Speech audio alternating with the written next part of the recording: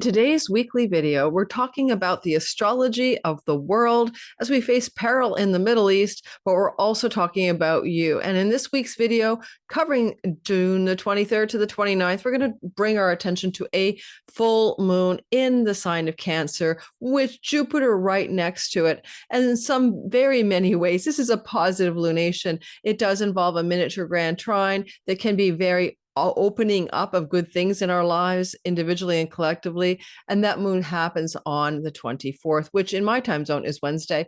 However, the world is also fraught with the devil is in the details. The asteroids that are playing out in our weak sky are challenging to say the least. These minor asteroids are chaos, Grieve, Nessus, which is a revenge asteroid. Those alone give me great pause. Some of you know that I did actually see the potential funeral for the Pope. He wasn't dead yet, because of the way the asteroid Requiem lined up in the sky in the sign of Taurus at the time, and the fact that it had a very Vatican feel. Often I find these asteroids to be quite important at getting our attention and looking at those details in the sky for the flavor of what is ahead of us. Now, we also know that I'm recording this, by the way, on Sunday, January 22nd, and I had to stitch it to a video that I created a couple of days ago, knowing that perhaps the world was going to be very different by the time we got to Saturday and Sunday. And so now this is my new intro into the back end, all signs for your sign. Listen for sun. This is going to be about the week ahead. The sun sign is your career and purpose. You want to listen to your moon about home and nest and safety matters. And you want to listen to your rising, like you are the character in a simulation, and that is your avatar. And a lot of times the rising sign is extremely significant because it defines our circumstantial events in our lives. So, and if you're new here, welcome. My name is Lori Lothian, and I'm using traditional Western Hellenistic astrology tools and techniques for timing, including the whole sign house system. And in today's video, we're going to look at the sky from that perspective. I don't want to spend too much time on the world events. It's a fast moving narrative, and I'm recording at Sunday, the 22nd, around 2 in the afternoon in Vancouver, Canada. But I do want to draw our attention to what I think may be occurring in the week ahead regarding the conflagration of events between Iran, Israel, and the United States. And I'm going to draw our attention to some things in the sky that share what has happened, why it happened, and what may be coming next. After I do that, after I share that story with you guys, I'm going to talk about your sign. I want you to remember you are not a world event. You are an individual. You have some agency about, what you want to do or choose to do in response to world events. And you also have a life that's quite separate from that. In times of great financial calamity, a lot of people get rich, right? So, it's not always going to be a bad story just because it's objectively a difficult world story in our heavens these days. Not at all surprising, however, because in my video on the full moon Sagittarius video that was a moon on June 11th, it would have come out a few days before that, I specifically pointed to Iran and Israel in the storyline and Trump, but all connected to the lunation being so precisely connected to a new moon that happened 6 months earlier. That new moon in December, 6 months before the June 11th lunation, happened to be on a war star Antares, a red star. And if you go back and watch the original video for the new moon, I mentioned that as well. Now, that is not an easy star because it tends to highlight aggression and war. And across from that star in Gemini is the star Aldebaran, also connected to aggression and war. So Archangel Michael with his flaming sword, that's the Aldebaran star. It's a war energy. Antares is as Archangel, brain come back online, Uriel. And so you end up with these war archetypes embedded in these stars, and they've been highly activated in our sky. Now, Benjamin Netanyahu is born with his ascendant around 9 degrees of Sagittarius on that war star Antares. And then the new moon that occurred back in December happened right on his ascendant at 9 Sag. this meant that something about his life was going to be significantly war prone, not to say that he hasn't been, but in a new beginning, new way, a new war front could open up. Second of all, when we had the full moon in Sag around 20 degrees Sag on June 11th, it was square the north and south node of fate, north node in Pisces, the place of the seas, south node in Virgo, but more importantly, on this ascendant, on the midheaven and IC axis of Netanyahu. I think his midheaven is at 22 degrees of Virgo, and the moon was at the full moon, taking seed from that new moon, was at 20 degrees of, no, sorry.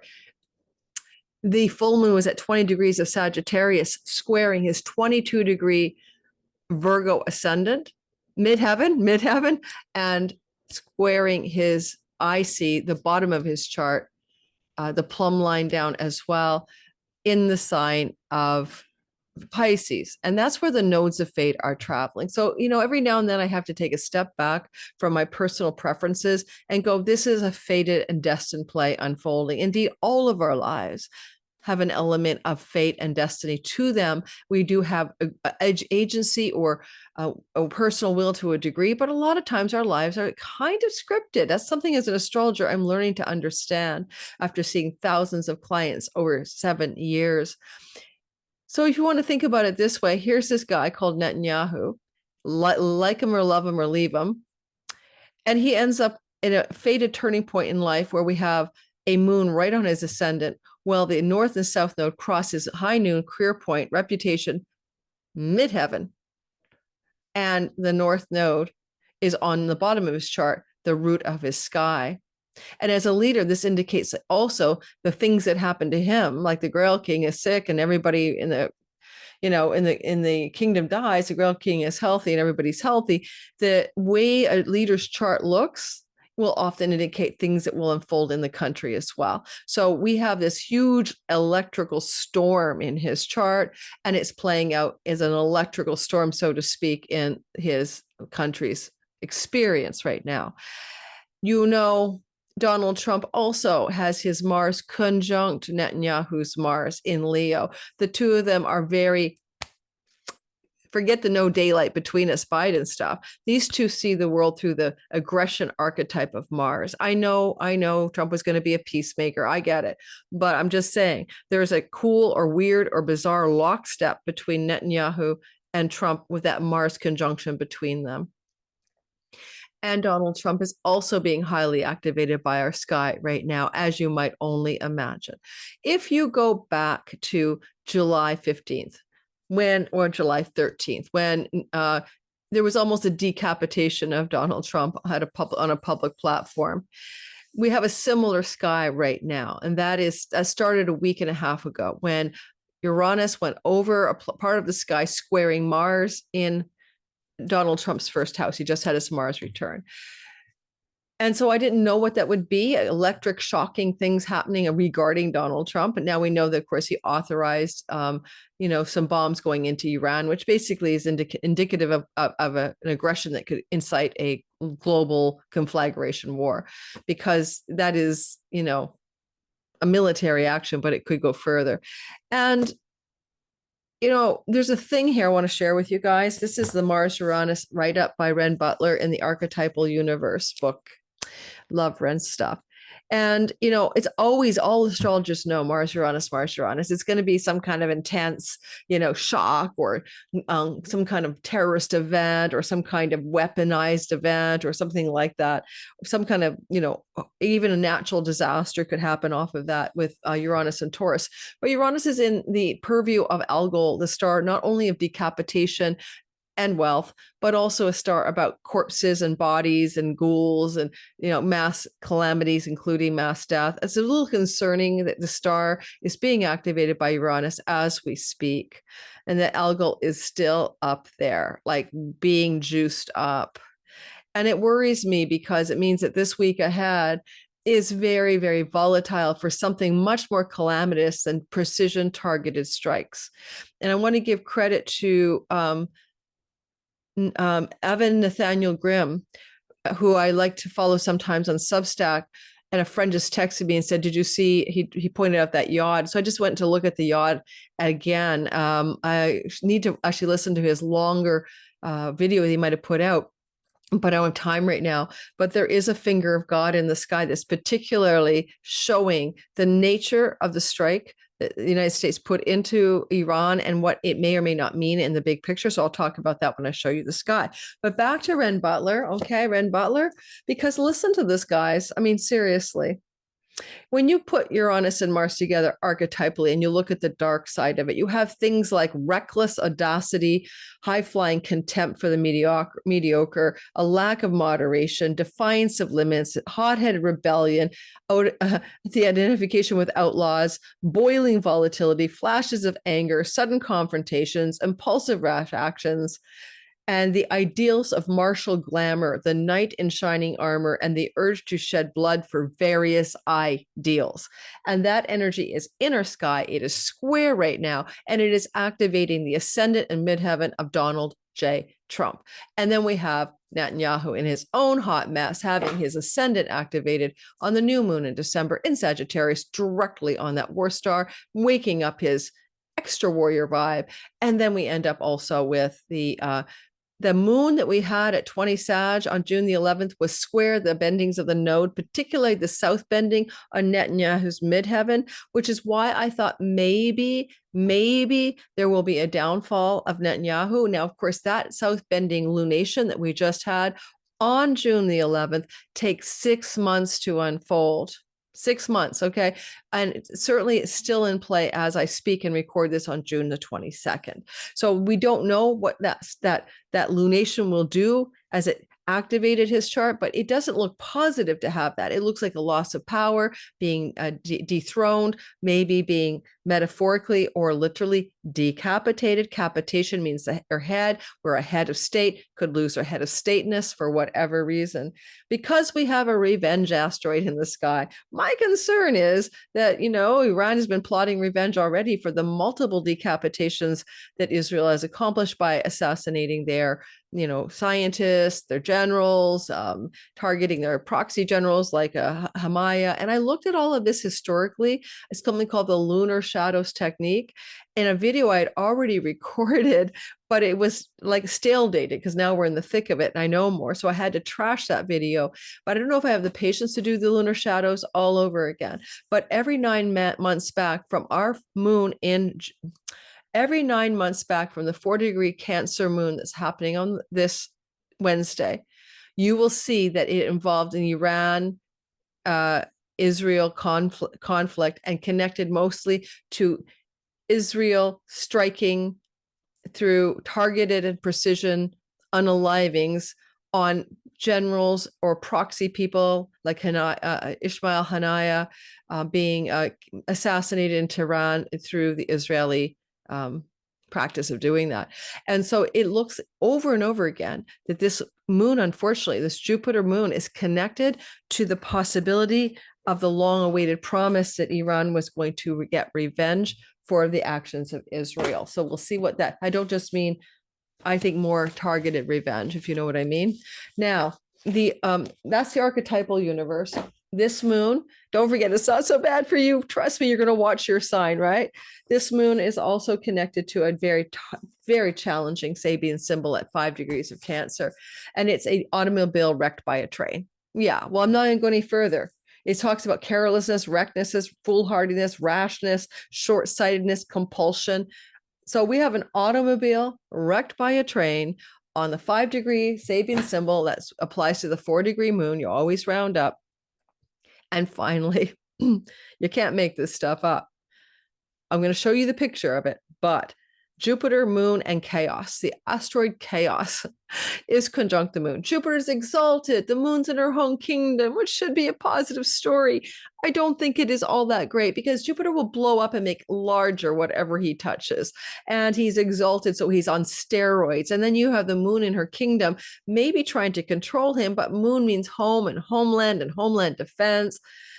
Yeah, and the people and the masses. And then you have chaos, the asteroid right there, tucked right into that lunation, almost exact within a degree. That asteroid is suggesting chaotic things will unfold from the sky. Asteroid Nessus for revenges in Pisces on the North Node. And along with, I believe, there's the asteroid Poseidon involved in the sky. I'll bring that up. Of course, Poseidon, like that's ships and submarines and the Strait of Hormuz and things to do with water environments. Also, probably the increase of the price of oil as a result of this intensity in the area of the sky. Pisces is also connected to oil and seafaring and trade. We're going to see a lot of chaos there. And the asteroid Grieve is on the south node in the sign of Virgo, right beside Netanyahu's midheaven, right beside his high noon in his chart. Well, I wouldn't be grieving should he not be in power myself, but other people may be. And so why the asteroid Grieve? And so there's these tonal qualities of our sky that I would say everybody needs to go meditate, pray, put some incense on, light a candle.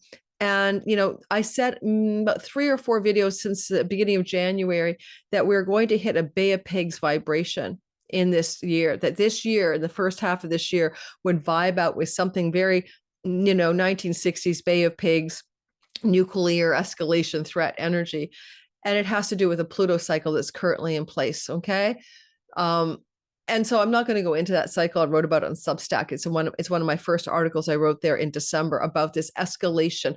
I thought it might be playing out more with Ukraine and Russia based on the historic nature of that cycle, the way it had been already playing out. But the sky doesn't care which way it plays out. It can say, well, it was great doing the nuclear saber rattling with Russia and Ukraine. Let's now move it over to Israel and Iran and the United States. You see, it's going to find its place in the world.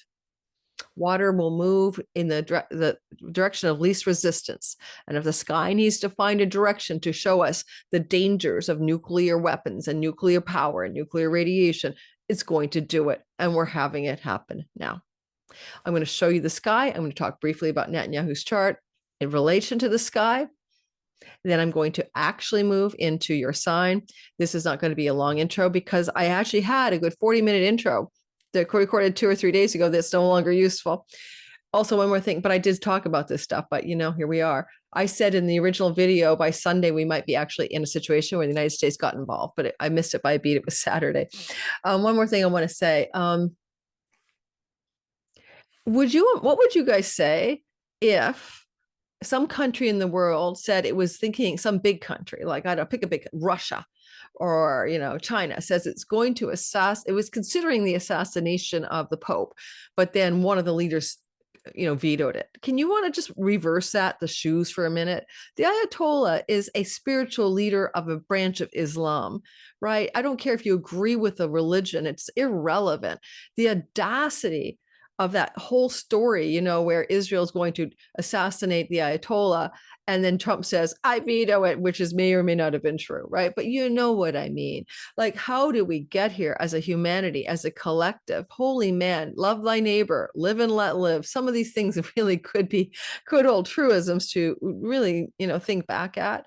Now, the war machine is a money machine. It's not about ideology and religion, although at some point in this war, it is about that because of, the promised land and deep religious beliefs of superiority. But in essence, it's also deeply about money. It's about a canal that can rival the Suez. It's about the BRICS nations and their dominance that are now ascending in power, and Iran being a part of that BRICS nations, and the possibility, the lack of hegemony in the United States petrodollar and losing world power and being not the one superpower. All of this, we're moving into a multipolar world. It shows in the astrology. It does. Pluto and Aquarius has always been a breakdown of the singular powers and fraction reality into multipolar, economic systems in historical times.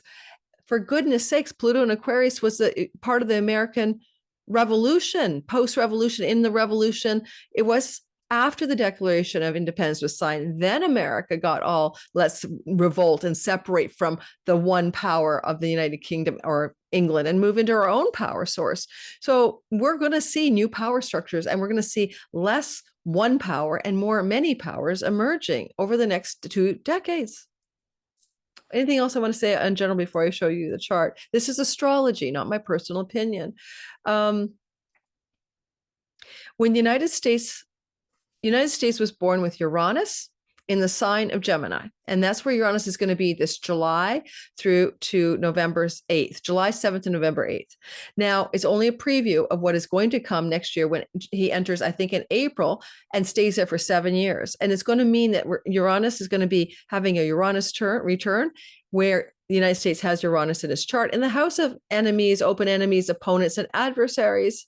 But their Uranus is on another war star, Aldebaran. And every time we have a major activation of the Gemini sky for the United States of America, then this darn country goes to war. So the Civil War, the Revolutionary War to break away from, England, and World War II all included United States involvement when Uranus was moving through Gemini in the house of enemies, open enemies, and adversaries. And the United States got involved in huge wars, not just little wars. Vietnam was a big deal, right? I get that. But it was, actually considered a police action, really. But that I will say that not every war the United States gets into is about the Gemini twins, the brothers fighting, right? The twin and the good twin, the mortal twin and the immortal twin somehow duking it out, or neighbors duking it out. But Civil War, the brothers fighting within the country, for example, Revolutionary War against where we came from, the brethren of our home country of England, we're going to fight against that. We're going to break away. And World War II, World War II was a bit of a dark era. United States incarcerated its Japanese citizens in little internment camps, fighting within the country as the country was also at a larger and broader war. So I'll leave you with those thoughts. Let me show you the chart and then we'll do your sign. I hope that didn't sound like a diatribe and made some sense. I don't want to spend too much time on this. It's a fast moving sky. I think it's going to be a kind of hot flash week. I think there could be some kind of massive event that everyone wants to pull back from, and some attempt at calmer heads prevail. Diplomacy attempts kind of whooshing in around more of a calamitous vibe. The moon is going to happen this week, and that's what I'll cover your sign. Up here, it will happen on the 24th, actually. Okay, on the 24th. And it's going to happen at 4 degrees. It'll actually happen here. And I'm going to try to move the moon over for us by hour so you can see it. And, this moon should have been, could have been, and would have been positive. But the asteroids and the other calamitous energy in the sky, the Mars square Uranus is still in effect in a broader way, point to the difficulties of this lunation. So down here at the bottom of the chart, you'll see that there will be a moon down here, and it's going to have the asteroid chaos right there embedded into it. And this asteroid here, right here, stop annotating. This little asteroid baby here, okay, is Asbolus. Now, it's a story of a centaur who saw a massive clash at a wedding that was going to lead to a war between the centaurs and the people who are called the Lapiths. So I don't know if I would take the meaning of this as about being a prophetic thing, like we should see it ahead of time, or if I would consider this to simply say, the wedding created a war, a massive war occurred from something that could have been celebratory. And so there's just that vibe of something like Pholos, like a tipping point, turning point event that could catalyze a larger and broader conflict, such as the decapitating of a world leader from the nation of I. Even if you don't agree with the policies, that could incite a much bigger story.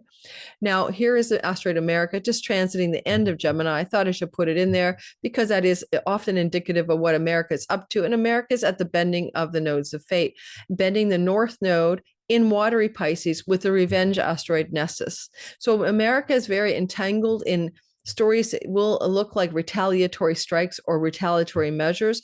Nessus is also a story involved in poison and betrayal and malice.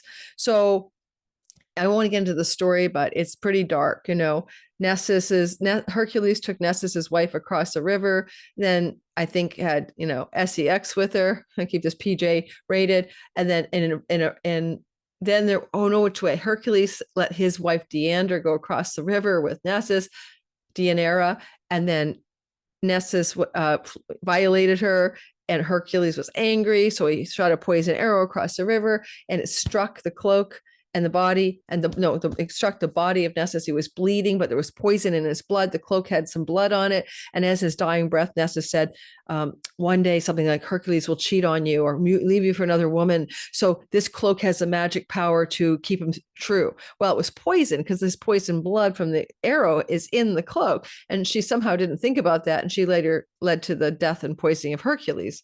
So it's very treacherous betrayals and twists and turns.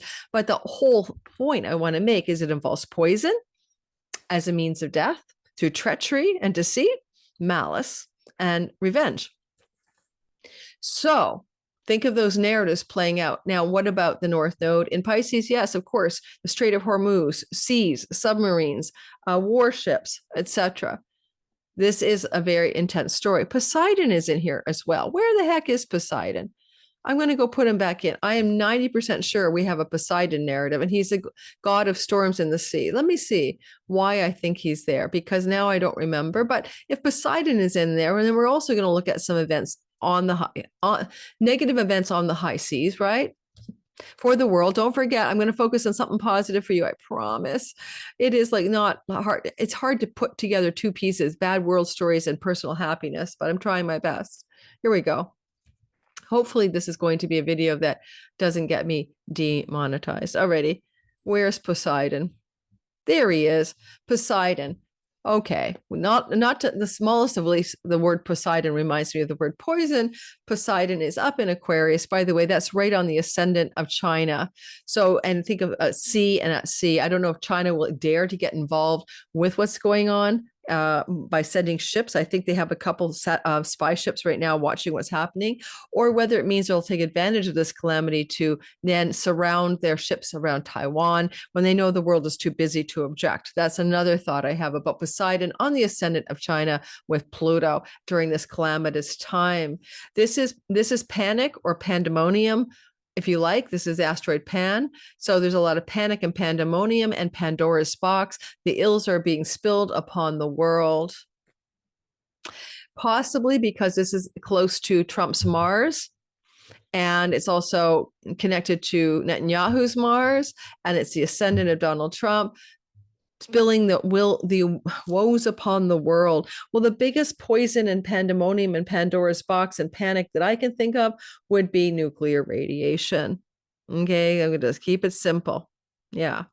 So, and I'm not going to comment on my political thoughts about this situation. I'm just keeping it to the astrology. Thank you very much. If you want to know what I think about this stuff, come see me at Substack, where I will be writing my true thoughts on all of this. And, being myself over there.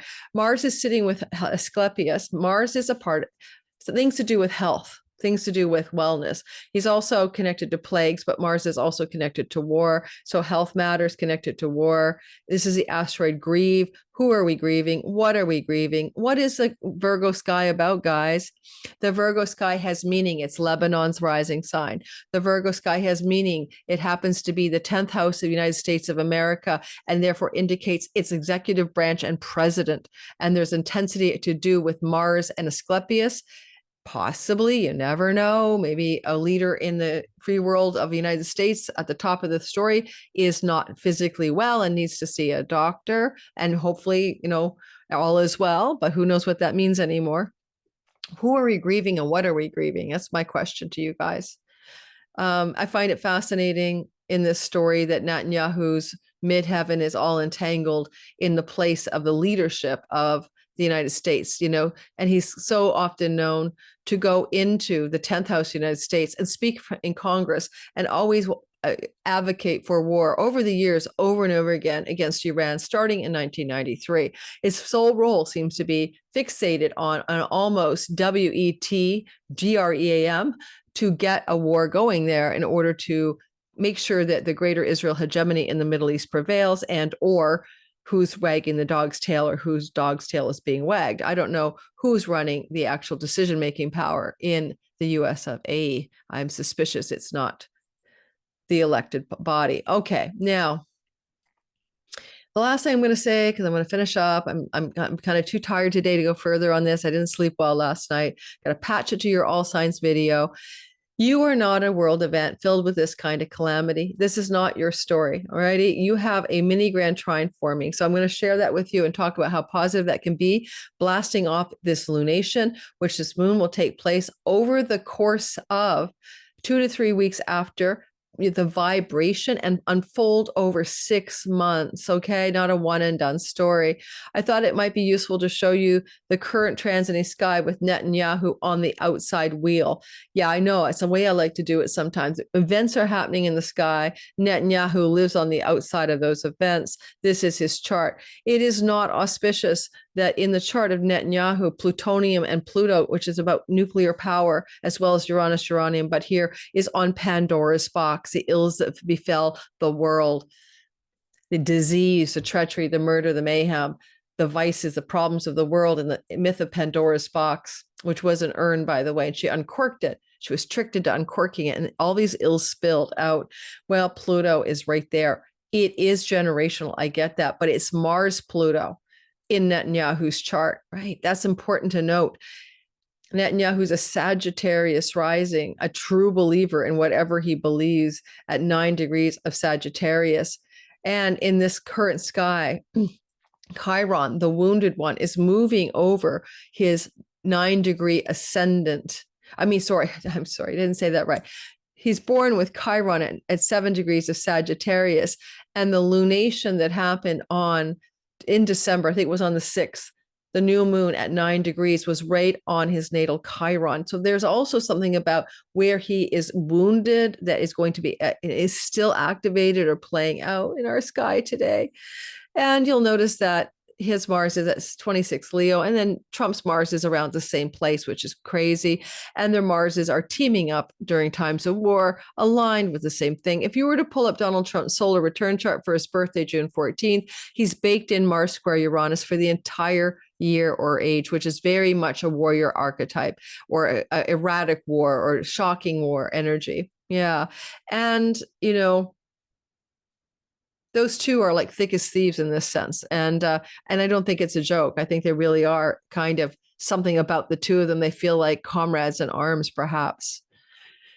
Also, Netanyahu's Uranus, when he was born, is co-joined with this little baby, Asbolus, the guy who saw the war between the lapis and the centaurs. It was very destructive from the wedding feast. And that's kind of very biblical almost. And by the way, that's sitting right now on our sky on chaos. So there's a lot of chaotic stuff coming off of the Netanyahu sky. Netanyahu's more personal energies, his more intimate planetary placements are in Libra. He is a balsamic moon in the south, with his south node in the sign of Libra, right on the ascendant of the nation of Israel. It was a part of his destiny, guys. And right over here, we have this asteroid Grieve, and we have Mercury, Neptune. He's born with that stellium over the ascendant of Israel. What can you do? It seems like he was born for the job. And that's all I'm going to say about that now. I'm not going to move into much more about it. We know that his midheaven, as I've already said, is at 22 degrees of Virgo, meaning his midheaven is with the south node as we speak. That usually means a loss of power from one's reputation or career, and the asteroid Grieve would be up here with his Saturn midheaven combination. With the asteroid America on his midheaven as well, with Juno for partnership and treaties, thick as thieves with the nation of America in bed together at all times. Now we're going to do your sign. Why? There's a miniature triangle called a mini trine in the sky that's extremely positive. I forgot to mention the figure of God. Shoot. The finger of God is formed by Mars in our current sky. And when we go back to around the time that, the United States attacked Iran, or precision struck, there is Mars. I'm going to make a little diagram for you. Do not want to go too long on this. The diagram would be me doing a diagram if I could figure out where. Oh, I'm not sharing it, am I? I'm just talking to you without sharing it. That's why I can't draw. Here we go. Let's finish this baby up. We're going to draw a picture, and I'm going to show you what a finger of God it's called a yod or finger of God. It's a destined fated pattern, but it's also an awkward one. It requires sacrifice to enact in life. I have a yod in my chart. I have two. This is Mars sitting with a god of medicine and healing, Asclepius. And Mars is talking to Pluto right here, sitting with, what was that asteroid again? Poseidon, for the seas, or things to do with storms and high storms at the sea, the god of storms at sea. And this also energetically is connecting to, where's the rest of my finger of God? Neptune, Saturn. So everybody's at 1 or 2 degrees, and this is what you get, right?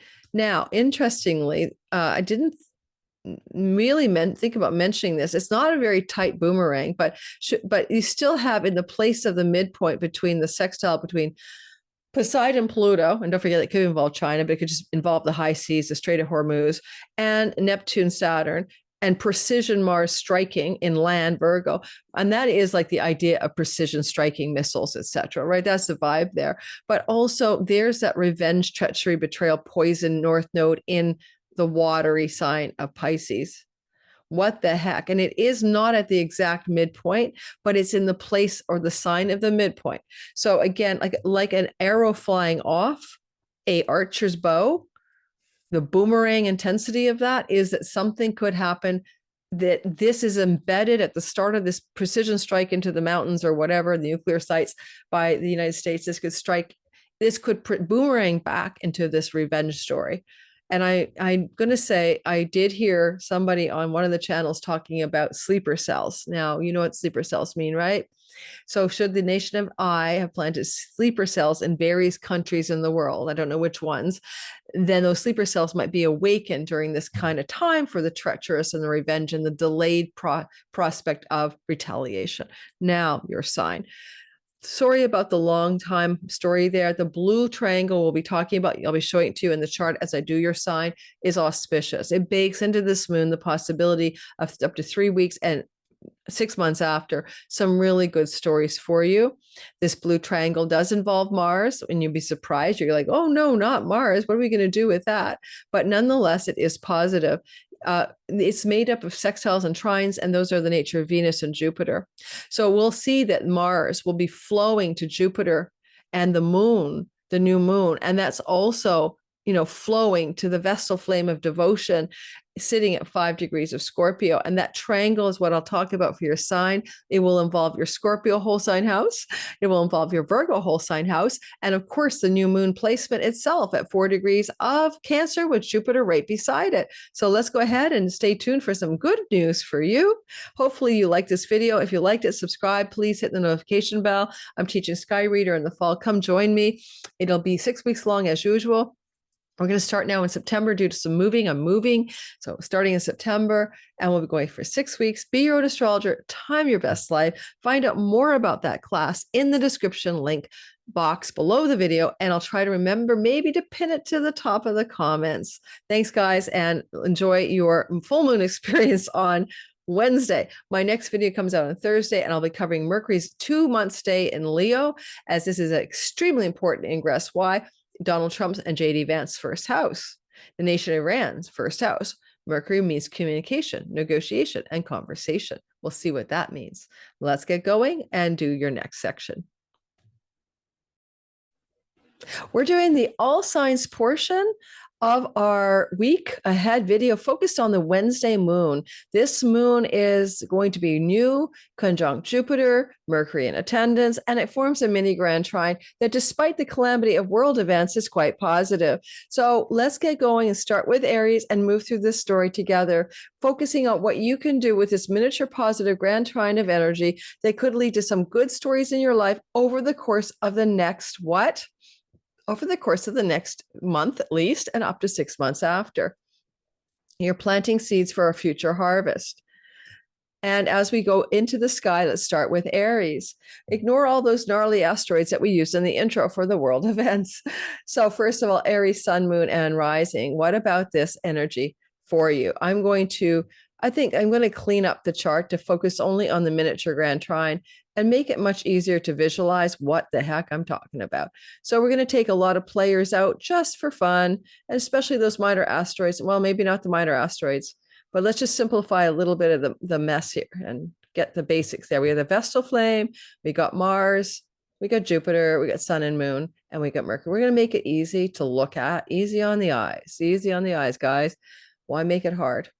That's my view anyway. So you can see the triangle I'm pointing to more simply in the all signs portion. Okay, so that's the Vestal flame flowing to the lunation, which will be happening on Wednesday at 4 degrees of Cancer. And it's going to form a beautiful energy, a positive energy to Virgo. And we got to get that cleared up where Mars is sitting. Sorry, Mars, I dumped you out by mistake. Now, Mars in Virgo, neutral dignity, right? He can deal with health issues, but he's got the healer Asclepius next to him. So let's make the most of this story. If you're an Aries, sun, moon, and rising sign, in the very simple delineation of this lunation on Wednesday, this week ahead, you could bake in at least 2 to 3 or 4 weeks of some kind of vibration of opportunity, abundance, prosperity, and new beginnings in a place where you've experienced chaos, which is a place of home, property, land, and real estate. And that chaos can be bona fide by Jupiter. And maybe things aren't expanding, but they're less chaotic. And this new beginning at 4 degrees of Cancer, this fresh start, which will take up to a full 6 months to unfold, is flowing as well to the goddess of the Vestal flame, the hearth tending goddess herself. Well, certainly it means the home and hearth, and this is coming from the home and hearth, but she's also in a money house. So you could tend a sacred financial flame regarding real estate, mortgages, lending, banking, and home and hearth, or an investment flame and start picking up your investment portfolios, maybe doing some trading here. There is also the energy with Vesta here that you might get very deeply devoted to occult mysteries and study, or occult mysteries and interest from and in your home, because Jupiter can represent learning from home, studying from home. And Mars, he's in your 6th house. He's in the house of his joy in the ancient tradition. He's with Asclepius for the health issues. Now, Mars can mean cutting away or severing or exercising to improve your health in this kind of sky. If he's cutting away for health issues and he's eliminating things you don't need in your life, particularly in terms of food, where, by the way, Venus is traveling in your 2nd house right now, this is really good for like dry July kind of vibe, or really cleaning up dietary habits to improve health and be more well, and even attending to your health through Asclepius, a healer of some kind. You may be encountering a very, really powerful doctor, chiropractor, healer person that can really help you with matters to do with improving your health. And that would be something to do from or in or close to your home. Again, this is June 25th, outside edge a month later. I want to mention that you also could consider you're passionately engaged in work or something in your work, and you're dedicated and you're working with joy and you're working hard. It can increase your flame of financial abundance and passive income, royalty income, ad income, but it's through something you're learning or teaching or creating or doing in the home. This is really an auspicious triangle for movement toward a new property that you want to buy or rent. Both of those are possible under this sky. Finally, Mars is the god of lawsuits in the house of legal disputes. If you come into a legal dispute, Jupiter rules your house of courts and exalts you in the 4th house. Therefore, you are going to financially prosper from legal lawsuits and difficulties, or prevail and win at them. And so whichever way it goes, if someone's lodging a complaint against you legally, you're going to see this guy, or already has, do some significant rewards for you.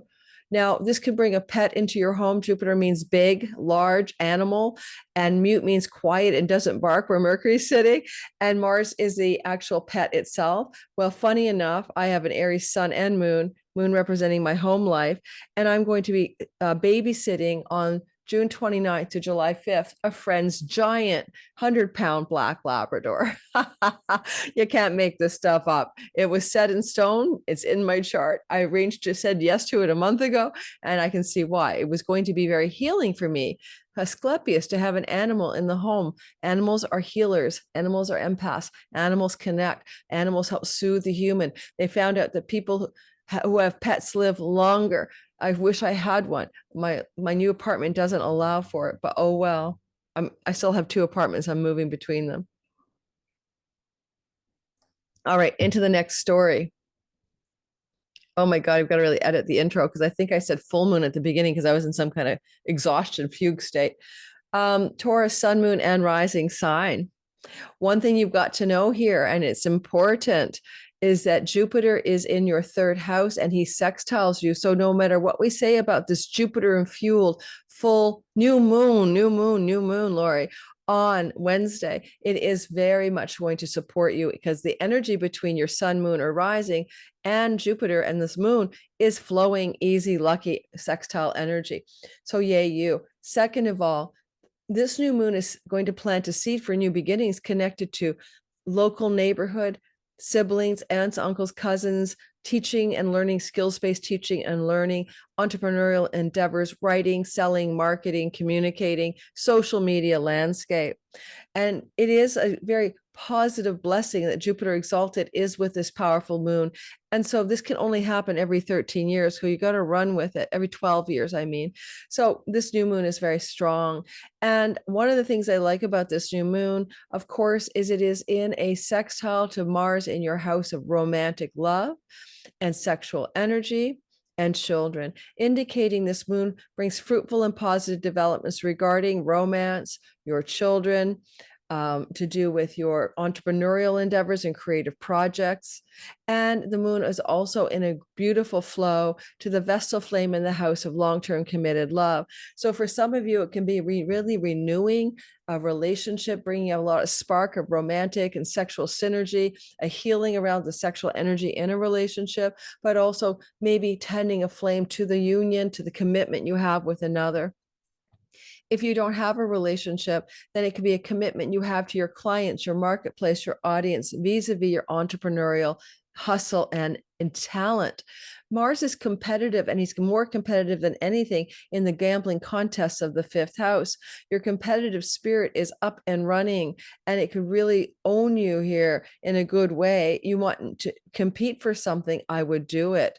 And Venus is protecting you and rules your house of work. Going into job competitions could be very wonderful right now. Applying for a job, taking an interview, getting your hustle on around employment, work, and job energy. For third house would be employment, luck, and opportunity in the local environment, in the neighborhood.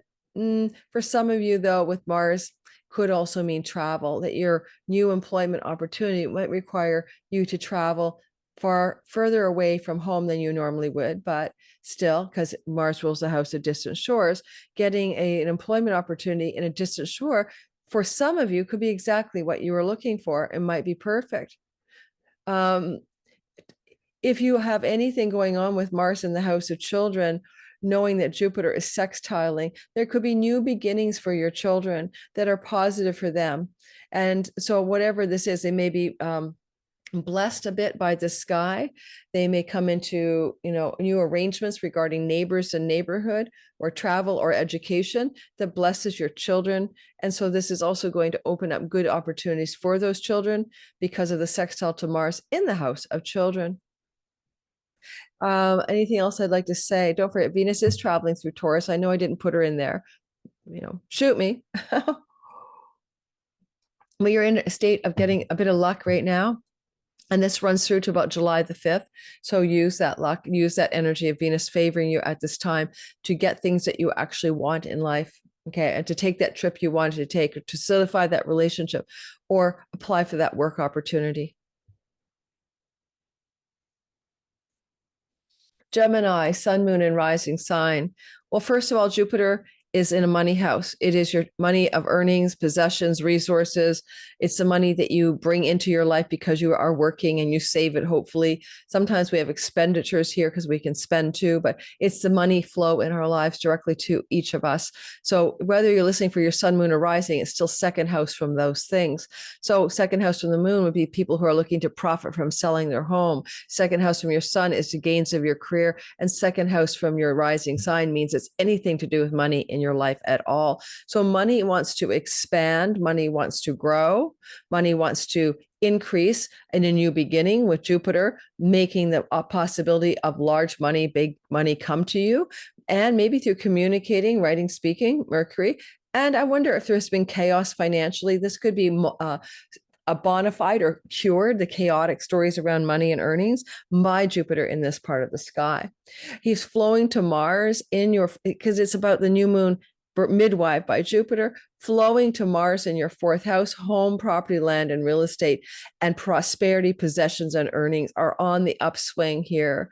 And you might be healing something to do with home, property, land, and real estate with Asclepius there, or getting some sense of being healed by changes you're making in the home connected to the abundance you're having in the 3 weeks to 4 weeks after the moon, as well as up to 6 months later. And Mars likes to hammer and construct things, and yet he's got Virgo energy to make it a healthier environment, to shift your environment through construction or renovation to increase the healthy parts of being at home and at home in your home. A Vestal flame of devotion in the rental property house. So are you abundantly feeling amazing because you're creating a new office space in your home where you can dedicate yourself to your work? Are you creating in a work environment connected to your home for greater work ease and flow and better health? Vestal flame in the house of health indicates a possibility of a dietary change where you have a sacred duty to improve your health and a new beginning. Second house is what you put in your nose and mouth. Venus is in Taurus, ruling the self-undoing addictions house. Certainly, this could help you cut away addictions only if they're ancestral, only if they're coming off your family line, but that could be a clue for you.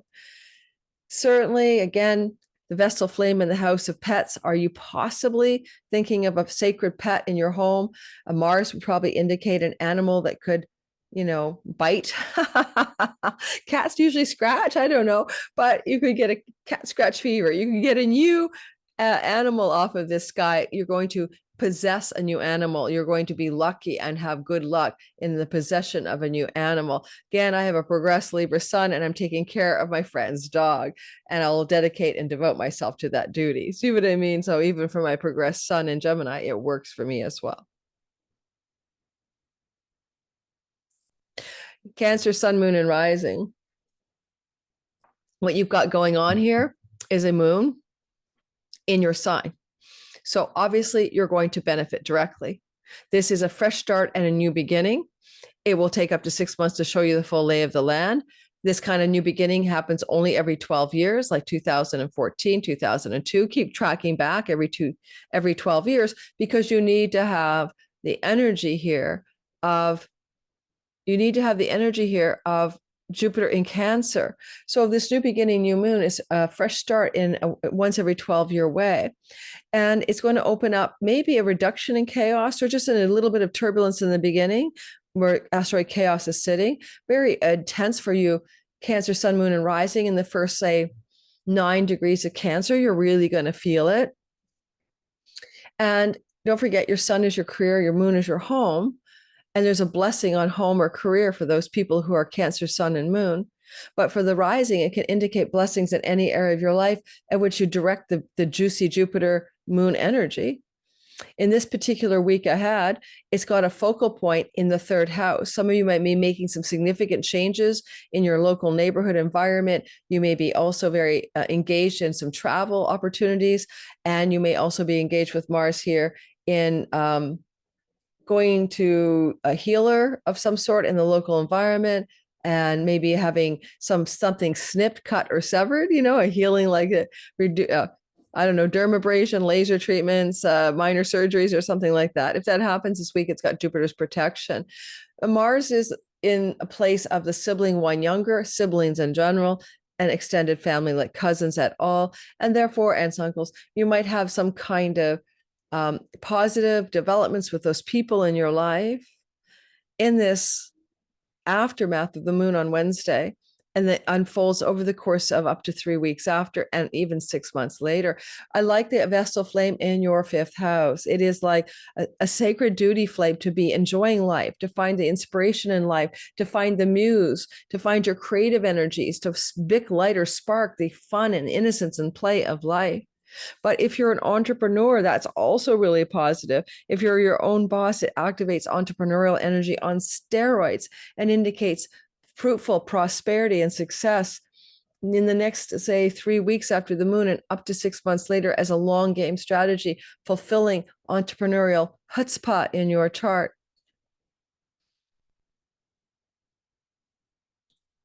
You never know. Venus is moving through your 11th house. You could find yourself meeting somebody new in romantic love through local neighborhood venues as well, because the Vestal flame is in the house of romance. And by engaging in local social activities, you might, with friends that you know already or groups that you belong to, some single Cancers may become unsingled under the sky. So that could be fun and exciting for you as well. If you're already in a relationship, you just might want to get more jovial in Jupiter and generous with the sacred flame of romance and the sacred flame of sexuality.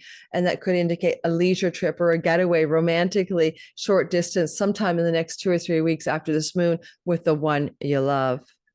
Good things for your children as well will unfold for this, especially when it comes to your children and neighborhood, neighbors, or moving in a new place locally. That could favor children who are adult in your life and that would be maybe wanting to live closer to you in the neighborhood or city. And there could be positive moves for for your child regarding your chart. And you might be generously supporting them with money or cheering them on in some kind of relocation story. All right, I need another sip of my green tea. I should have had this before I started the video. Ooh. All right, moving into the next story. Leo, sun, moon, and rising sign. It is a sky. Don't forget, like, subscribe, hit the notification bell. Help my channel grow if you're in the premiere, especially. But listening to this later, it would be appreciated, to say the least. Now, Leo, it is very subtle. It is your 12th house. It's behind you. You can't see it. It's in your rearview mirror. And maybe you're going to think of it as a spiritual energy, as a kind of opening to God or an illumination or powerful nighttime dreams or meditations that rock your world, because it can look like that for you. Yet it's also the house of isolation. It could include hospitals and prisons, not you, other people. And so there may be some energy of a new beginning where there's been chaos regarding people in difficult circumstances in your life that are connected here to those environments. And now something's turning as there is a beautiful trine, mini grand trine. It activates Mars in your earnings house, possessions and money and spending, and it activates the Vestal flame in the house of home. Some things to say: you might have the ability to possess a new home in a distant shore, and that could take place over the course of 3 weeks or up to, as I always say, 6 months. You may want to spend money to possess something you need for your kitchen. Is so silly, but the Vestal flame is a hearth fire. So you need a new toaster, get it. You need a new oven, it's time. And you have the earnings and prosperity to do that. If you make money at a distance, like your clients, your customers, digital income, borderless revenue, Mars is kicking it up a notch with Jupiter, increasing that money for some reason. But you're also busy tending a sacred hearth fire in the home, in the midnight hour, in your alone time. And you might be working on projects behind the scenes that eventually lead to that kind of prosperity, where you're coming into more earnings through foreign lands and distant shores, especially with commercial interest Mercury up there as well, negotiating for you that you can barter, trade, and sell internationally or distant lands, because you are probably online, but you could also maybe get hired by a company in a distant shore or foreign land under the sky as well.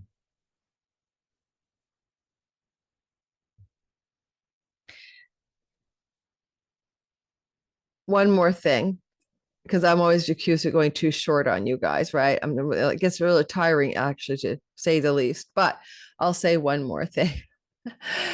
If you want to get a guru, Jupiter is guru. Jupiter is exalted with a new moon in the sky at this time. And because you also have this energy here of, Jupiter's rulership of the moksha 8th house of spiritual liberation, and exalted in the 12th house of the full Monty. If you are a Leo thinking of finding more, and Vestal flame in the moksha, spiritual liberation of the 4th, liberating yourself from a traditional religion or finding a liberation from the spiritual beliefs of your family of origin and carving your own spiritual path over the next 4 weeks and 6 months, you might find a teaching or a teacher that appeals to you. And some of you can even do educational teaching for career benefits as well in the 3 weeks that follows this lunation and up to 6 months later.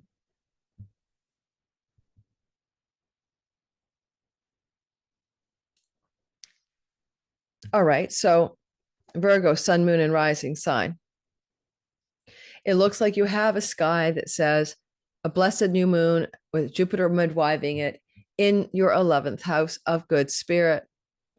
This is Jupiter's joy house in the ancient tradition of Hellenistic astrology, gives him superpowers. On top of it is already exalted status and birthing a moon in dignity. Not too bad, right?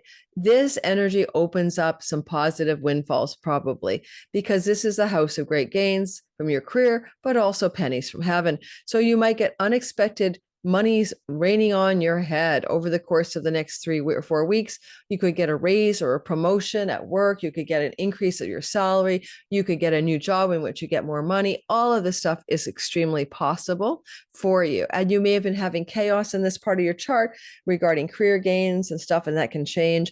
You might find new friends that really you love. They're generous or magnanimous. They want to help you. New beginnings, new friendship circles that support you. And Mercury there, the ruler of your 10th house of career, suggests new beginnings in your career that are more prosperous as well, and maybe put you in positions of more influence or power within the career itself. The moon is flowing to Mars. You're making decisions, taking actions. Some of those decisions and actions are around career. Some of them are around changes you want to make in your social groups of friends and how you hang out with them or not.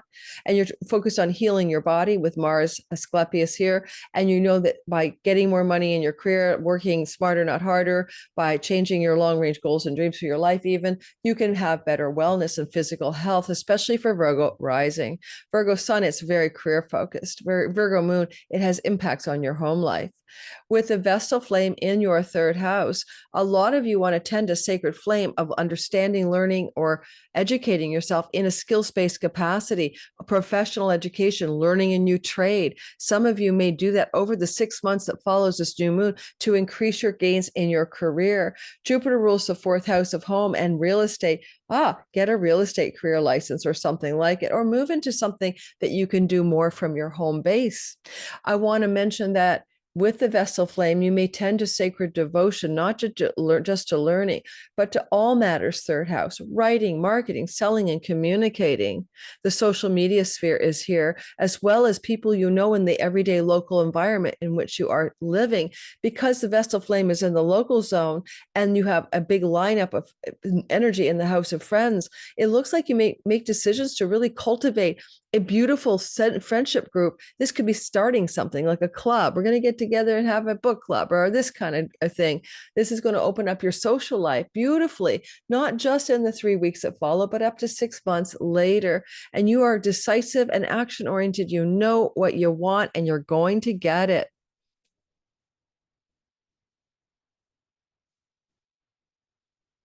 All right, Libra, sun, moon, and rising.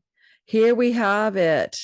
We have a new beginning and a fresh start, and it's all attended by Jupiter in a once every 12-year operation of a new moon in your 10th house.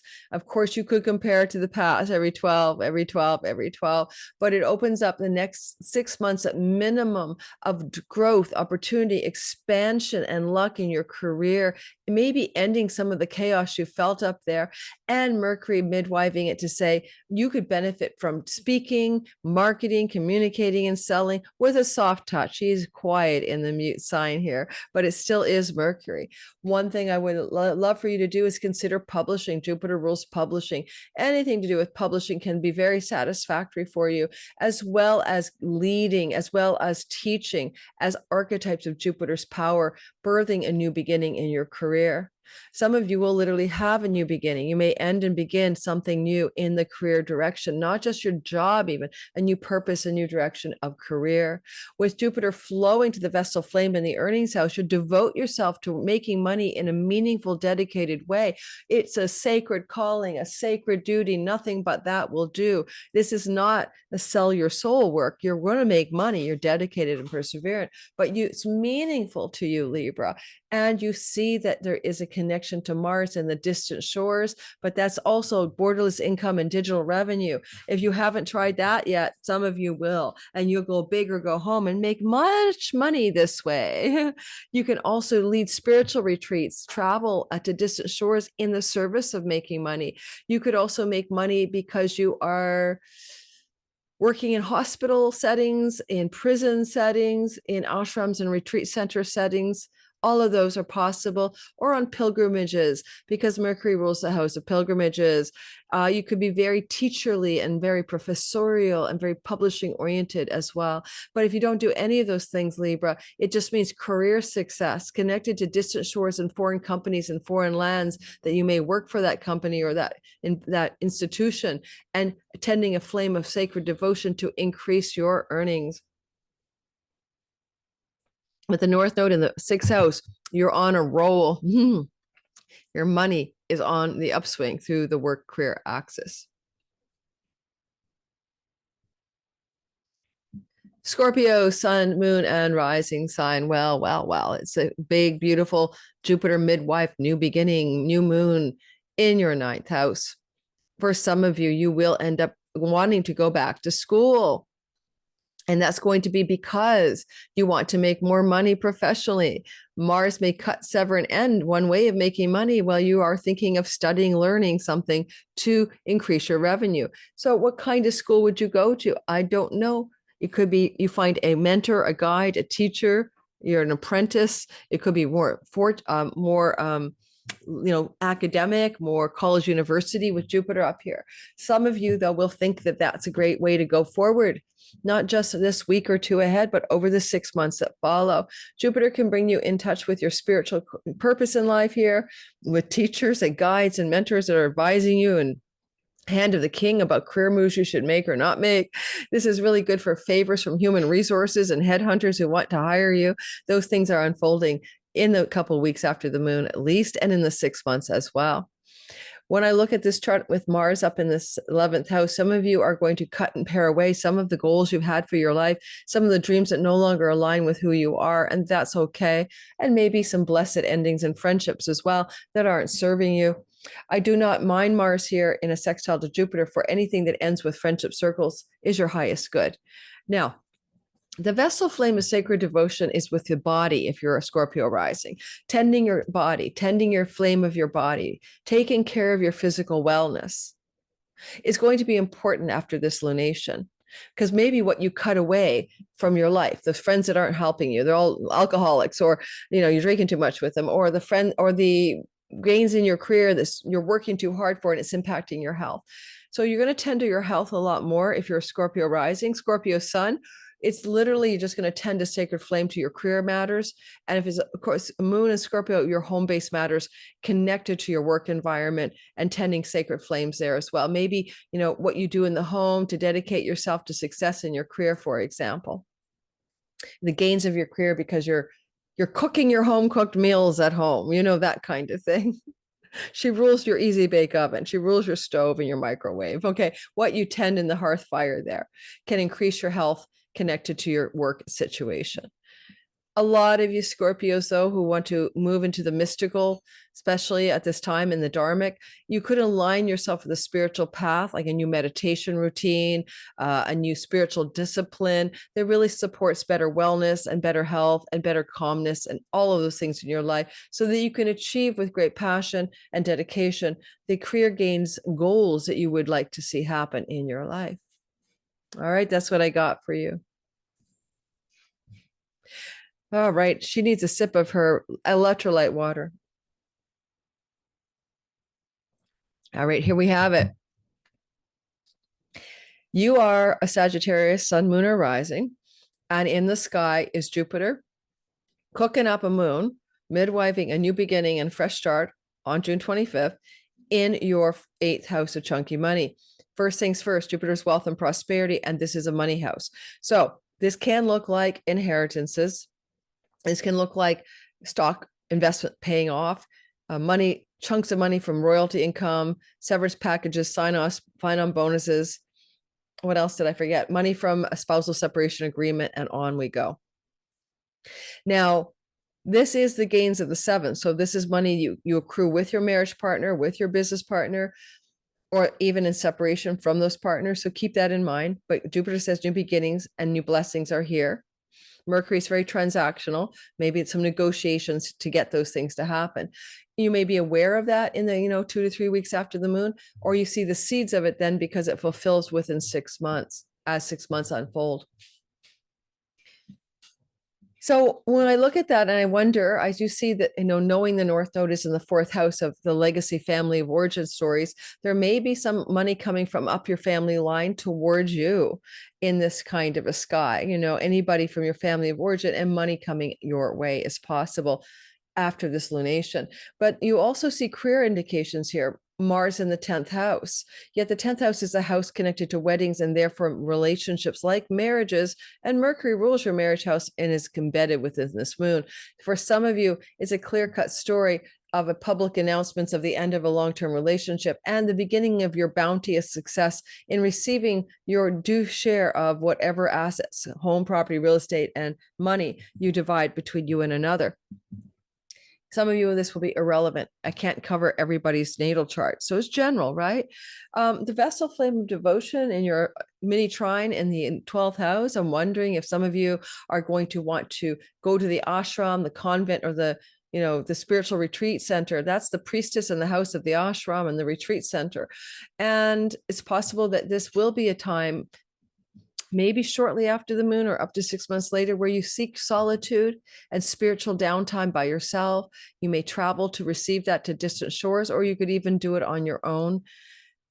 You could find yourself in this kind of sky engaged in maybe some sort of creative energy, some kind of dedication to a creative project that you want to complete, while you're alone and while you're in solitude, that benefits your career success and brings you chunks of money, like finishing the novel so that you'll get the royalty income from the publisher, right? Shared income, it's unearned income, it's chunks of money, it's shared resources with others. That was just an example.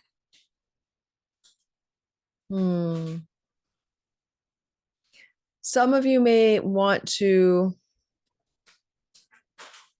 leave a career path, leave a way of being, a way of work, in order to spend more time alone, and maybe involving, again, retreats, ashrams.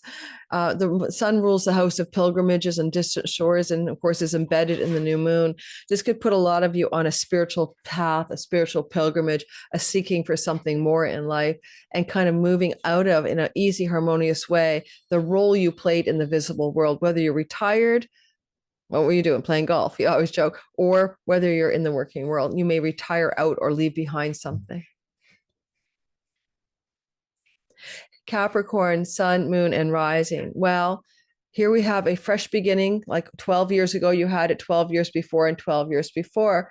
It was 2002, 2014, etc. There's a new moon. Could be 13, 14. There's a new moon happening in the sign of Cancer, your house of long-term committed love relationships, business partnerships, your audience, your marketplace, your clients, the public for your work is 10th. From the 10th, it represents the outreach from the work you do, the public that receives your work. And so in this sense, there's a lot going on here, but it is always a marriage house no matter what. Jupiter traveling here for a year can make your dating situation more committed. It can take your live into marriage proposals and legal weddings and stuff. It always wants to expand and up level the quality of the relationship if it does survive the retrograde that'll happen in the fall. So sometimes it tests a relationship with the old Jupiter, a good housekeeping seal of approval. Does this have the creds to go the distance? And I'll let you know. And Jupiter is always, you don't get what you want, always you get what you need. So I'm not saying it's always going to make your marriage or relationship work, but if it does work, it's going to up level significantly.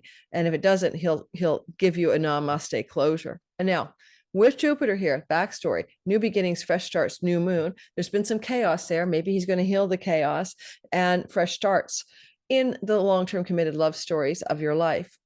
And I already hear people saying, well, could I meet somebody under that? Absolutely, you could, because you got Venus traveling at the same time as this is occurring through your 5th house. So in your single life, this could open up a very beautiful and powerful new beginning in love for single Capricorns looking for love. Mars in the mini triangle in the 9th house is about cutting, ending, severing in whatever positive way that Jupiter allows for. Things to do with book publishing, academics, higher learning, things to do with changes or endings regarding visas, passports, long distance foreign travel. And then also, this is a house of third long-term relationships that are like a marriage, right? I don't call it cohabitation, whatever. Third marriages is in the ninth house. And so there's a sort of change of guard, a shift of perspective, and new momentum or endings with Mars up here. Now, Mars is trining the Vestal, sextiling the Vestal flame in this mini trine, a dedicated devotion to. If you're in the publishing industry, that would be great. To your book, to your publications, to your teaching agenda, if you're a professor, to visa, passports, travel, and foreign lands, dedications of work. The Vestal flame in the 11th will dedicate you to career gains. Now, don't forget, it's not the moon on the 25th. It's the moon, what unfolds in the month that follows, to show you what will unfold in the 6 months that follow. So it's a tumbling 6-month story, guys, that you could have a sacred duty or devotion to a sibling, one older, to a friend, ally, or benefactor, or to an earnings and legal contractual agreement story, especially connected to business partnerships with generous Jupiter people, or connected to allies, benefactors, and friends who want to help you sustain some kind of financial gain in your career house, career earnings house. But also, Mars is activating your ninth house. This is a house of gurus. This is a house of pilgrimages. This is a house of questing. So some of you may engage in that. And it might be fulfilling a sacred goal or sacred dream of yours as well. That sacred flame in the house of your goals, visions, and dreams. That's what I got for you. Let me know, Capricorn, what happens. For any Capricorn in publishing industries in particular, this is a very powerful, very positive storyline. Could bring you great exposure and blasting out into the realm of the audience and marketplace in the 6 months that follow.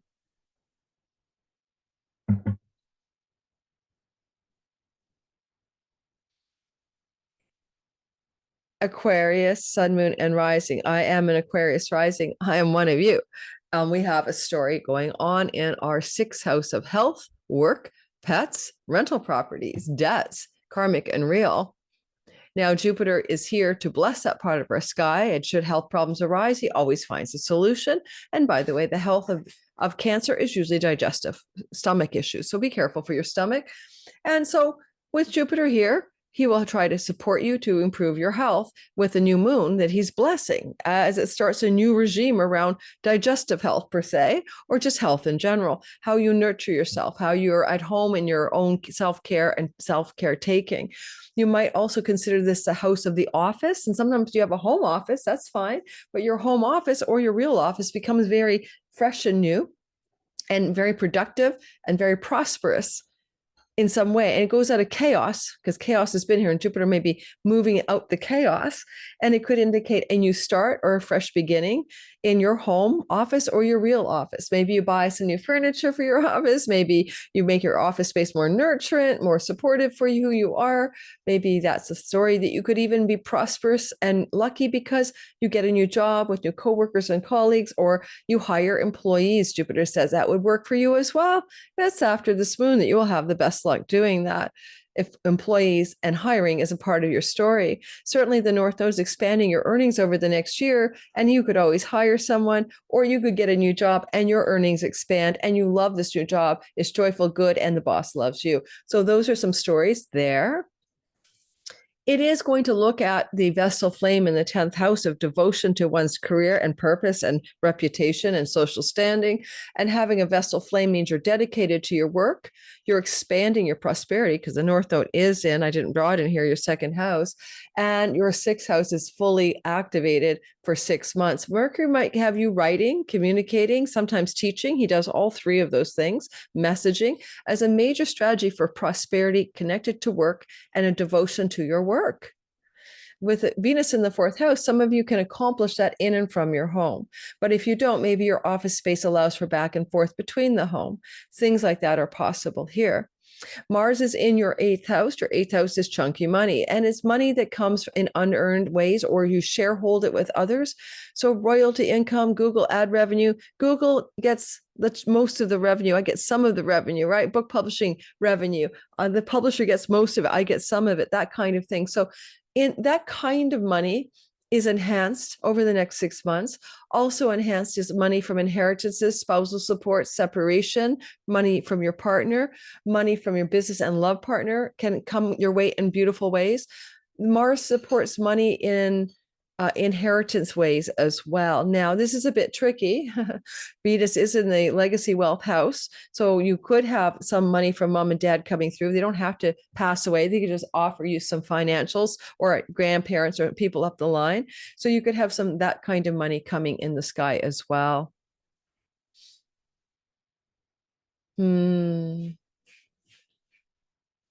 you have a legal dispute connected to money issues that, you're in a tug of war to get money from someone else, especially a spouse in this chart, this is going to work out. Jupiter supports your success in legal tug of war storylines, and even would activate the idea of ease and flow in dividing assets in those of you with whom that would matter in a long-term love relationship. Don't forget the sun rules your marriage house, is conjunct a new beginning in the house of legal disputes. Well, Mars is in the separation of assets house.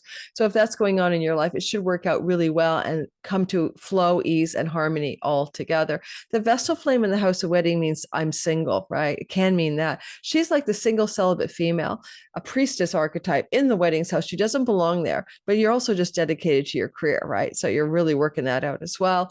And sometimes I just look at a client's chart and they got the Vestal flame in the descendant place. And I'm like, oh, a lot of years single, right? Oh my God, you won't believe it. 25 years single or something. Oh, that kind of story there. All right, we're moving on to the next sign. Did I miss anything for us? Well, yes, pets. Jupiter wants pets. Mars says a reincarnated dead pet. And Venus says, let's get a pet. So if you're able to, you might want to, in this follow-up of this moon, procure a pet. I'm going to take care of someone's dog. So my Aquarius rising's already got a pet coming in just for a short time, but it does come after this lunation. So you'll see that's very literal as well. Finally, Pisces, sun, moon, and rising sign. The sky says to me that you've got a narrative here where you are very fertile and you could get pregnant, or your partner could get pregnant, or your children could get pregnant. But if that's not true, because that doesn't make sense to you, then you're giving birth to something. Jupiter is children, and fertility is, Venus, and she's sextile him. So in a broad sextile. So from Taurus. So there's a big energy of conception and fertility here for you in this new moon, particularly auspicious with an exalted Jupiter who hasn't been here, for 12 years and 12 years before that in new moon stories. So new beginnings and fresh starts that are very luscious for writing a book, creating an art series of artworks, writing your music, getting acting gigs, performing, acting, creating. The muse is alive with fertility for you. If you don't have an entrepreneurial business, you could start one under this and be very successful. Venus is in the third house, which is entrepreneurial, and the Jupiter midwife new moon is in the other entrepreneurial house. You're on steroids for entrepreneurial success if it interests you, and also writing projects in particular with Venus in the third house. The Vestal flame in the house of publishing. So if you're into the writing, publishing, it could be Substack, it could be blogs, or it could be a book, but writing and publishing are you as ways to move forward and prosper. Marketing, selling, writing, communicating, says Venus. Entrepreneurship, says Jupiter. Go for it. With the Vestal flame in the ninth house, you're also dedicated to higher spiritual principles, the Dharma path, moving in alignment with your purpose, maybe doing some teaching or educating yourself so that you can be more aligned with your purpose. Jupiter rules your career house, and it's purpose alignment energies towards your career by being in touch with your inspiration, your muse, what inspires, what moves you, what gives you wonder and awe in life, and how you can be playful again in your success story rather than maybe, I don't know what unplayful is, overly adulted. Mars is cutting through your seventh house of your committed love partnerships. And it is interesting. This could mean a separation is afoot from a romantic love partner, and you might need to travel back and forth to see each other with Venus in the third. And that could be true for the next 6 months. It doesn't mean the relationship's flagging, because there's a beautiful sextile from Jupiter. And so there's a lot of devotion at a distance. That could be it, with some separation. if you're in a relationship that is challenging, then maybe that is a separation that's harmonious with easy legal outcomes and connections to things like the children or the creative energy. Well, the children, flow and ease regarding endings in relationships, custody and children, and legal things working out well for any Pisces in that situation, especially the rising.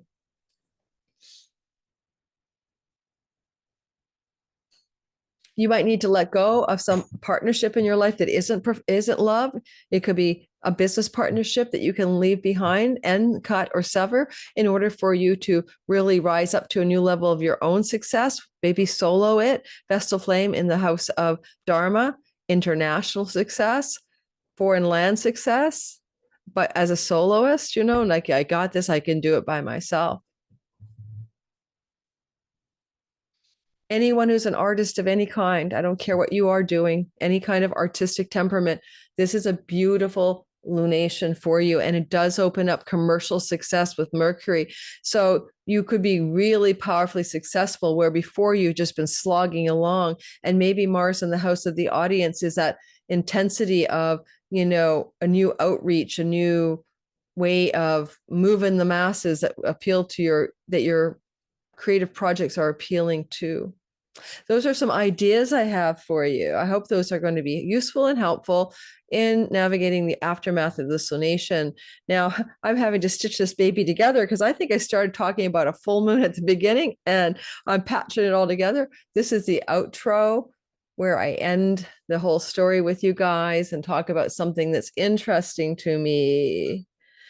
Trying to think, I didn't plan for this one, and it's usually about astrology as it intersects our realm of reality. I don't know. I kind of might not have anything that's really up for me these days.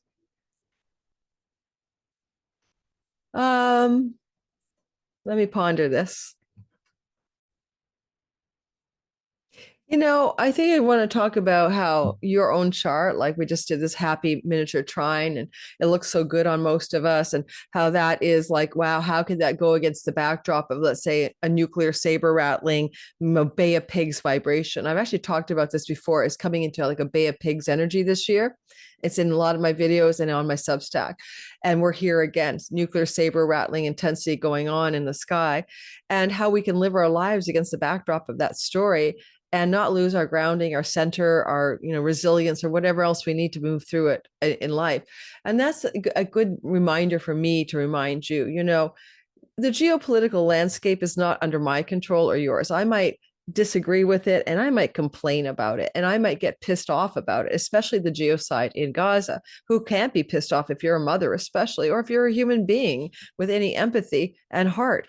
And so these things have often derailed me emotionally. Like I remember when the war was going to start in Gaza, I was literally like, I had a vision of the future and it just smacked me in the face as soon as the war began, as soon as October 7th happened. And I started tearing up on the video when I was talking about the onset of this war and how it was predicted by the eclipse and Mars on the south node of the nation of Israel and the eclipse. And it was evident, but I didn't call it beforehand, but hindsight was more than 2020. And, because I'm very empathic or something. In general, I used to cry at any world events that involved children and calamity, probably a past life thing. And I'd be sobbing watching the news story, anything. And especially when children were involved. And that's my kind of Achilles heel, right? Harm to children. I don't know, maybe I'm a human being. And yet it can really derail me from the joy of life, from my creativity, from my wanting to do the job I'm doing here with you guys and stuff like that. So we had kind of a conversation with that yesterday with my partner. Went a little bit deeper than that into the spiritual path, that this isn't real and this is like not a simulation even, but we're engaged in a happening, that isn't what we think it is, and we're not who we think we are. And so one of the things that happened is I got yet another perspective of times in my life where I've been unplugged. And when we talk about enlightenment and stuff in the astrology sphere, it's usually involving Neptune. In my transits, it's been a very Neptunian induced state of a vast spacious awareness, unperturbability, equanimity, stillness and all of that. It's usually a Neptune transit. If I have to bring it back to astrology, look for Neptune crossing your ascendant, Neptune crossing your sun, Neptune crossing your moon, a major transits of Neptune angular to those placements in your chart, maybe even your midheaven. But anyway, so try to take a deep breath every now and then, and even consider that since you can't change it, I can't change it, I can't do anything. The super destructive landscape that we're living through, which I said early in the video, could be very creative, but what goes up comes down, what burns will regrow, what, devastates, will then regenerate. It's the phoenix, in the ashes, right? Life is like that. Everything completely disintegrates and then it rises into something new. So I have to take a deep breath and remind myself of that. And I had a video interview with my friend Renn Barabeau in 2018 December, only 2 to 3 weeks after a massive spiritual awakening in Troncones, Mexico, where I was right smack dab on my Neptune line. That's another tip for you. I hope my sister called Enlightenment and the planet Neptune. Go to your Neptune line to get a dose of enlightenment. It was exactly like 00 Neptune, for me, like I think culminating on the midheaven. Wait, was it culminating? Yeah, I think so. I'm not sure where it was, or maybe it was Neptune on the IC, but nonetheless, I was on a Neptune line in astrocartography. And it's funny, my partner James comes to Vancouver and spends time with me, and it's his Neptune line, and he's going through these spiritual awakenings. So I'll put a link to my interview with Renn Barabeau from December of 2018, when I was in a wash of enlightenment bliss. And that awakening that happened on my Neptune line in Troncones happened in December, and it lasted for more than a year. It lasted into the spring of the pandemic of 2020. And then the pandemic sent me into a tailspin of re-identification with the woes of the world. And just so you know, what was I going to say about that? There's a book I read, it's in the interview, called The Impersonal Life, that triggered the awakening with a dream of a unicorn in Troncones, Mexico. But after I listened to myself last night with my guy, because I said, let's listen to that old interview, I'd never listened to it before, with my dear friend Renn Barabeau, the Shaman's Oracle and Winds of Spirit author. OMG, I like, oh yeah, I remember how that felt, to be that equanimous about life and to be able to move through it with grace, ease, delight, and wonder. So it's inspiring me to try to remember that I know better.